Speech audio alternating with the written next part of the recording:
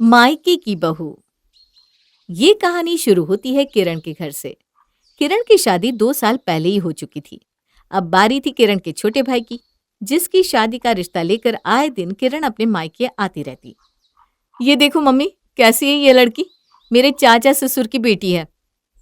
बहुत अच्छी है बेटा, कितना प्यार करती है तू अपने भाई से। इतने रिश्ते कटने के बाद फिर तू रिश्ता ले आई, कितनी परेशानी हो जाती होगी तुझे। ये तो है मम्मी, मेरी शादी के वक्त भी किरण बड़ी परेशान रहती थी। मेरे वक्त तो 1-2 रिश्ते में ही शादी फाइनल हो गई थी। पर न जाने प्रेम की कुंडली में कौन सा ग्रह बैठा है जो रिश्ता होते होते ही टूट जाता है। वैसे पंडित जी भी कुछ लड़कियों की तस्वीर लेकर आए थे, जिसमें से प्रेम को भी 1-2 लड़कियां पसंद आई है। ये पसंद वसंद ना कुछ नहीं होता मम्मी, आज ये पसंद कल वो पसंद।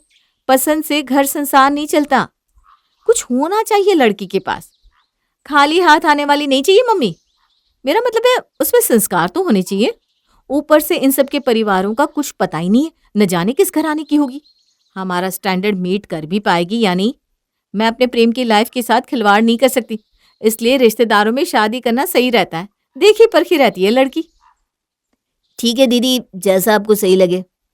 मैं एक बार मिल लेता हूँ आपके चाचा ससुर की बेटी से।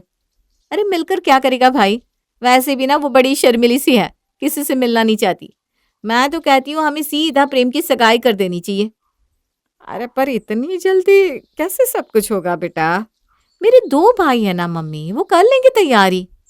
और हाँ, विनीत और प्रेम, तुम दोनों कान खोलकर सुन लो। सगाई में मुझे कुछ बड़ा चाहिए, इस बार मैं कम में नहीं मानने वाली। तुम्हारे जीजा जी को चाहिए स्प्लिट एसी और मुझे सोने के कंगन। कुछ ऐसी थी किरण। मुझे सिर्फ और सिर्फ मुझे से मतलब था, अपने फायदे से मतलब था। इसलिए उसने विनीत की शादी ऐसी लड़की ढूंढकर करवाई जिसके मुंह में बोली ना हो। और सच में सीमा के मुंह में बोली थी भी नहीं। आए दिन किरण अपने मायके आकर बैठ जाती और सारा काम अपनी भाभी से करवाती। इस बार अगर प्रेम की पत्नी गलती से भी समझदार आ जाती तो किरण का अपने मायके में आना दुश्वार हो सकता था। इसीलिए वो प्रेम का रिश्ता अपने रिश्तेदारों में करवाना चाहती थी। और अगले ही दिन प्रिया के परिवार वाले प्रेम को देखने उसके घर आते हैं। किसी खाते में कोई कमी नहीं होनी चाहिए मम्मी, आखिरकार ससुराल की बात है। इस प्रेम की शादी करवाने में मैं तो दोनों तरफ से फंस गई। आप फिक्र मत कीजिए दीदी, मैंने सब कुछ रख दिया है। ये मिठाइयाँ, ये नाश्ता। इतनी हल्की मिठाई, सफेद रसगुल्ले कौन खिलाता है मेहमानों को। भाभी, आप तो मेरे ससुराल में मेरे मायके की इज्जत घटवा कर रहोगे। लड़की वाले ना यही सब तो नोटिस करते हैं। अब मैं समझी, इसी कारण से बेचारे प्रेम का रिश्ता नहीं हो रहा। ये रसगुल्ले हटवाइए और यहाँ पर बर्फी रखिए। समोसे, उफ, आजकल कौन खाता है समोसे, हटवाइए इसे। किसी बेकरी शॉप से पेटिस मंगवा लीजिए। और दोनों परिवार आपस में बातचीत शुरू करते हैं। प्रिया, वैसे तुमसे मैं ज्यादा मिल नहीं पाई हूँ, पर तुम्हारी जितनी भी तारीफ सुनी है बहुत ज्यादा सुनी है। जी, जॉइंट फैमिली का घर है प्रिया, ये मत समझना कि मेरे मायके में तुम शादी करके आ जाओगी और मैं तुम्हें बिल्कुल छूट दे दूंगी। ऐसा बिल्कुल भी नहीं होने वाला। वो तो मुझे भी पता है कि क्या होने वाला है और क्या नहीं। आपके बारे में भी बहुत कुछ सुना है मैंने। आप फिक्र मत कीजिए भाभी, जिस तरह आपने ताऊ जी के घर को संवार कर रखा है, वैसे ही मैं भी इस घर को संवार कर रखूंगी। बाप रे, ये तो बोली चाली में बड़ी तेज है। कोई ना कोई दिमाग लगाकर इस रिश्ते को मना करवाना पड़ेगा। मुझे तो लगा था ये सीधी है, पर ऐसा बिल्कुल नहीं है। ये इस घर में आ गई तो मेरा इस घर से दाना पानी उठने में वक्त नहीं लगेगा। पर कहते हैं ना, भगवान के आगे किसी की नहीं चलती।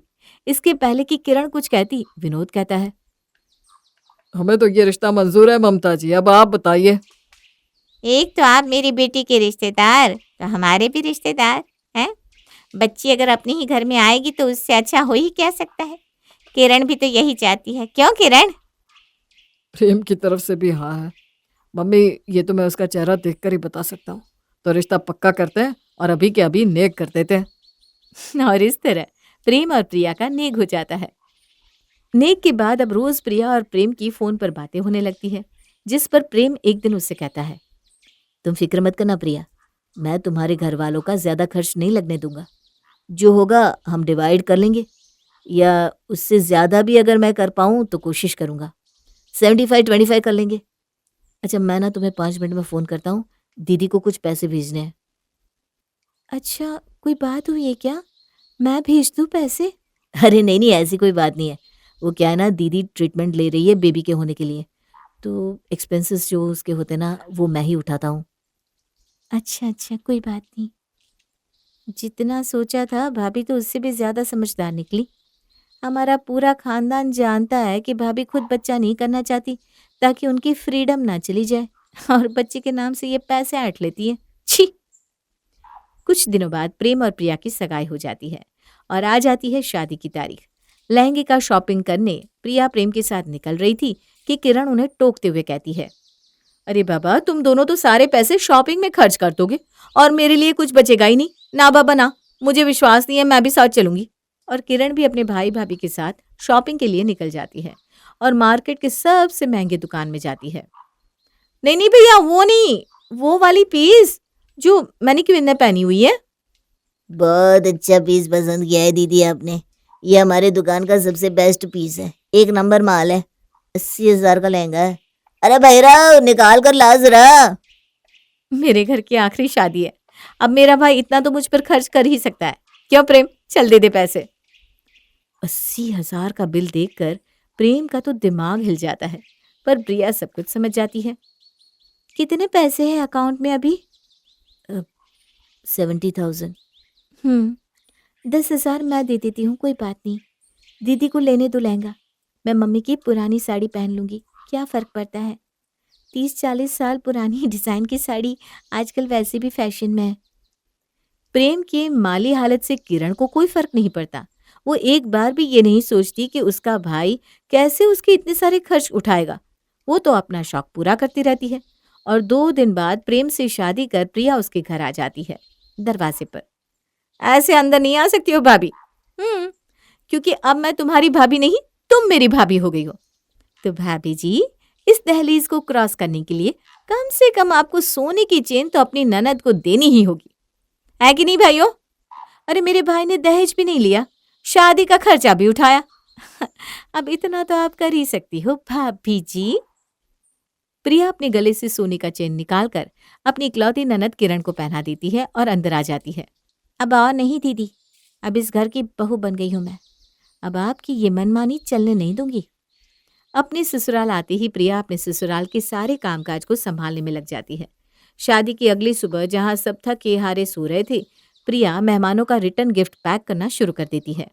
अरे तू उठकर सीधा रसोई में आ गई, क्या जरूरत थी अभी रसोई में आने की? हाँ, अभी मेहंदी उतरी कहाँ है तेरी? कम से कम 10-15 दिन तो रुक जा, फिर तो पूरी जिंदगी यही काम करना है। अपने ससुराल को संभाल लिया ना भाभी, इसके बाद आगे मैं जितना चाहूँ आराम कर सकती हूँ, पर अभी सब बिखर जाए तो दिक्कत हो जाएगी। कुछ देर बाद सब धीरे धीरे अपने कमरों से निकलकर बाहर आने लगते हैं। ये अच्छा किया प्रिया कि तुमने सभी के लिए रिटर्न गिफ्ट पैक कर दिए। आज शाम तक तो सब चले जाएंगे ना मम्मी? आपके लिए सबसे स्पेशल गिफ्ट पैक किया है दीदी। वैसे आपको भेजने का मन तो नहीं है मुझे। भेजना भी क्या, पास ही तो रहती है आप, जब चाहे आ सकती है। पर वो क्या है ना दीदी, कल से खराब दिन शुरू हो जाएंगे और खराब दिन में ससुराल जाना मुझे तो सही नहीं लगता। भगवान ना करे किसी को कुछ हो गया तो। आज तो अच्छा दिन है, आज ही आप नियम करने के लिए अपने ससुराल लौट जाती तो अच्छा होता। जीजा जी तुमसे बड़े खुश होने वाले हैं प्रिया, एक सेकंड वो नहीं रह सकते किरण के बिना। फिर तो अच्छा है। पैकिंग में हेल्प चाहिए होगी तो बोलिएगा दीदी। और प्रिया किरण को उसके ससुराल भेजने का इंतजाम कर लेती है, पर जाते जाते भी किरण अपनी आदत से मजबूर अपनी बड़ी भाभी से कहती है, ये साड़ी तो बड़ी अच्छी लग रही है भाभी, नहीं? अच्छी लग रही है तो तू ले ले। जाओ सीमा, साड़ी बदल लो और ये साड़ी किरण को दे दो। बेचारी सीमा कमरे में जाती है और साड़ी बदलकर किरण की मांगी हुई साड़ी उसे दे देती है। साड़ी लेकर किरण खुशी खुशी अपने ससुराल लौट जाती है। किरण के जाते ही दोनों बहू एक साथ मिलकर हंसी खुशी अपने ससुराल में रहने लगती है। बड़ी हंसी ठहाकों की आवाजें आ रही थी ममता तेरे घर से। बाहर से गुजरते वक्त मेरे कानों में पड़ी तो मैं रुक गई। मानना पड़ेगा, नई बहू खुशहाली लेकर आई है। इसी तरह सीमा और प्रिया साथ में ही रहना हमेशा। कहते हैं जिस घर में देवरानी जेठानी एक होकर रहती है ना, उस घर को कभी कोई नहीं तोड़ सकता। कोई तोड़ भी नहीं पाएगा आंटी जी। प्रिया ये कहती है कि तभी उसे किरण की आवाज सुनाई देती है। कौन तोड़ रहा है घर? किसका? घर तो मेरा टूट रहा है प्रेम, क्या बताऊं। क्या हो गया दीदी? अरे मेरी सास की तबीयत बहुत खराब होती है, इनसे जितना हो रहा है ये कर तो रहा है। तू तो जानता है ना अपनी जीजा को, अपना घर बेचकर भी अपनी माँ को बचाने तक की कोशिश कर रहे हैं ये। भाड़े के घर में आ जाएंगे हम, और क्या ही हो जाएगा। पर ये कमाते ही कितना है, कैसे ये सारा खर्च मैनेज करेंगे, मुझे कुछ समझ में ही नहीं आ रहा। भैया आप बताइए क्या करें? अरे करना क्या है किरण, तू फिक्र मत कर, हम दोनों तेरे भाई हैं ना, हम सब संभाल लेंगे। ताई जी की तबीयत खराब है, मुझे मम्मी ने बताया नहीं। मैं अभी फोन करती हूँ घर पर। अरे यही तो दिक्कत है तुम लोगों की, इसीलिए ना मैं यहाँ आना नहीं चाहती थी। मेरी गलती हो गई भैया जो मैं यहाँ आ गई। आप अच्छी तरह जानती है भाभी कि जो आपका मायका है वो मेरा ससुराल है। मुझे आदत नहीं है यहाँ के वहां करने की। इन्होंने मुझे सख्त मना किया था कि ये बात तुम्हें पता ना चले, ताकि तुम टेंशन में बेकार में ना आ जाओ। दीदी ठीक कह रही है प्रिया, ये तुम्हारा ससुराल है। तुम्हारे घर वाले ही नहीं चाहते होंगे कि तुम मायके की टेंशन के कारण यहाँ अपसेट रहो, इसलिए तुम अपना ये घर संभालो और दीदी को वहाँ अपना घर संभालने दो। दीदी क्या संभाल रही है वो तो मैं जानती हूँ प्रेम, पर आप दोनों भाई नहीं समझ रहे हो। और इस तरह किरण का ये ड्रामा चलता ही रहता है। आए दिन किसी न किसी बहाने अपने मायके आ जाती और कभी अपने बड़े भाई से तो कभी अपने छोटे भाई से पैसे मांगती। घर पर जो सामान अच्छा लगता वो उठाकर ले जाती। एक सुबह यूं ही किरण अपने मायके आकर सोफे पर बैठ जाती है और फरमाइशें करना शुरू कर देती है। अपने हाथों का खा खा कर तो मैं बोर हो गई हूँ। बताइए भाभी क्या बनाया है आपने? बहुत अच्छे समय पर आई हैं दीदी आप। पोहे बनाए हैं, परोस दूं? सस्ते में निपटाना चाह रही हूँ ना भाभी। यही तो बात होती है ना, 2 दिन ननद अपने मायके के आ जाती है, उसके बाद उनको सूखी रोटियां डालने लग जाते हैं लोग। भाभी का मायका कितना स्ट्रांग है ये तो हम जानती हैं। फिर भी मैंने विनीत को समझाया कि नहीं, किसी लड़की का भला हो जाएगा, पर कहते हैं ना, बाप के जाने के बाद भाभियां कब तक आपके मायके को अपना रहने देती है। माँ तो खुद तुम लोगों पर आश्रित है, वो भी क्या बोलेगी, मेरी गलती है, मुझे आना नहीं चाहिए था। ऐसा क्यों समझ रही है बेटा, रुक मैं तेरे लिए कुछ बनाकर ला देती हूँ। तभी विनीत कमरे से बाहर आता है और ये सब सुनकर कहता है, क्या काम रहता है घर में सीमा? तुमसे रसोई नहीं संभल रही तो मुझे बताओ, एक काम वाली रख लूंगा। पर यह क्या बात हुई, किरण को अपने मन का खाना भी नहीं मिल रहा, जिस कारण मम्मी को इस उम्र में रसोई में जाने की सोचनी पड़ रही है। भैया वो बात नहीं है, मैं बना देती हूँ। और भाभी ने कौन सा खाना बनाने से मना किया है, उन्होंने तो बस बताया था कि पोहा है खाने में। मैं क्या आ गई इस घर में, बहस शुरू हो गई। मेरी ही गलती है बाबा, मेरी गलती। तेरे पास नॉइस कैंसलेशन वाला ईयरफोन है ना, वो दे दे विनीत, मैं कान में डालकर बैठ जाती हूँ। ओहो, इनके हेडफोन पर भी नजर थी दीदी की, और आखिर में ले भी लिया। हद है दीदी आप भी। इस तरह अब किरण के कारण आए दिन घर में छोटी मोटी बहस हो जाया कर। एक रोज किरण प्रेम से कहती है, मेरी शादी के वक्त तो तुम लोगों ने कितना खर्च किया था, ये तो जग जाहिर है। अब अच्छा खासा कमाते हो तुम दोनों, मुझे गाड़ी निकलवा दो, मेरा बच्चा होगा, डिलीवरी के वक्त हॉस्पिटल कैसे पहुंचूंगी मैं? ये ऑटो के चक्कर में रही ना तो पता चला रोड में ही डिलीवरी हो गई। अरे दीदी, प्रेम पर तो पहले से ही 2-2 लोन है। हमारी शादी के वक्त उसने लोन लिया था, फिर आपको जो सोने का सेट दिलवाया था ना इन्होंने, उसका लोन भी अभी तक क्लियर नहीं हुआ। अब फिर से एक लोन कैसे उठा पाएंगी ये? कोई बात नहीं ना प्रिया, दीदी को अपने होने वाले बच्चे की टेंशन है, पर शायद आपको नहीं है। खुद की कमाई कितनी है आपकी, एक्स्ट्रा पैसा बचता है क्या? नहीं ना। फिर अगर मुझे बच्चा हुआ तो वो क्या खाएगा, हवा, या फिर दीदी उसे रख लेगी? आज पहली बार प्रिया बोली थी। मैं आपकी इंसल्ट नहीं करना चाहती दीदी, आपका भी एक ससुराल है, आप भी कोई फ्री तो है नहीं, 100 काम होते होंगे आपको। चलिए मैं आपको खाना परोस देती हूँ, क्योंकि उसके बाद मुझे निकलना है। मम्मी को डॉक्टर को दिखाने के लिए ले जाना है, भाभी भी मंदिर जाने वाली है, और ये तो ऑफिस चले जाएंगे। खाली घर में आप दीवारों से बातें करेंगी क्या? प्रिया अपना दिमाग लगाना शुरू कर देती है। इस दिन के बाद जब भी किरण फोन करके मायके आने की बात कहती, प्रिया कोई ना कोई बहाना बना देती। मैं घर से निकल गई हूँ प्रिया, बस 2 मिनट में पहुंच रही हूँ। ओहो दीदी, आप आ रही हो? हम सब ना डिज्नीलैंड जा रहे हैं, गाड़ी में तो जगह भी नहीं है। मैं तो खुद इनकी गोदी में बैठकर जाऊंगी, अगर स्पेस होता ना तो मैं जरूर आपको बताती। और इस तरह प्रिया किरण को अपने ससुराल आने से रोकती रहती है। पर कब तक? किरण को तो आदत थी अपने भाइयों को इमोशनल ब्लैकमेल करके उनसे हर बार कुछ न कुछ लेने की। और इस बार जैसे ही किरण बिना फोन किए अपने मायके पहुंचकर फिर प्रेम से कुछ मांगती है तो प्रिया अपना सामान पैक करना शुरू कर देती है। सिर्फ तुम सामान क्यों बांध रही हो प्रिया? मैं भी सामान बांधूंगी, मुझे भी नहीं रहना यहाँ। अगर आपने जरूरत के नाते या किसी हक से अपने भाइयों से कुछ मांगा होता ना दीदी, तो हमें बुरा नहीं लगता। पर आप प्रेम या हक से नहीं, आप लालच में अपने भाइयों से हर बार कुछ ना कुछ मांगती रही। कितनी बार इनकी जेब में पैसे नहीं होते थे, इन्हें उधार मांगकर आपको पैसे देने पड़ते थे, पर आपको फर्क नहीं पड़ा। ये आपका घर है और ये आपके भाई। आप अपना घर और अपने भाइयों के पास ही रहिए, हम दोनों बहू इस घर को छोड़कर जा रहे हैं।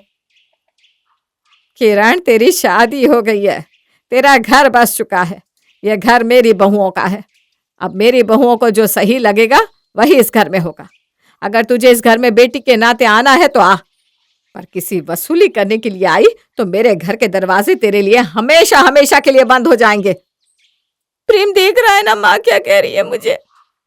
माँ का कहना तो हम सबको मानना पड़ता है दीदी, जो उन्होंने कह दिया वही सही। और इस तरह प्रिया अपने ससुराल को अपनी ननद से बचा ही लेती है।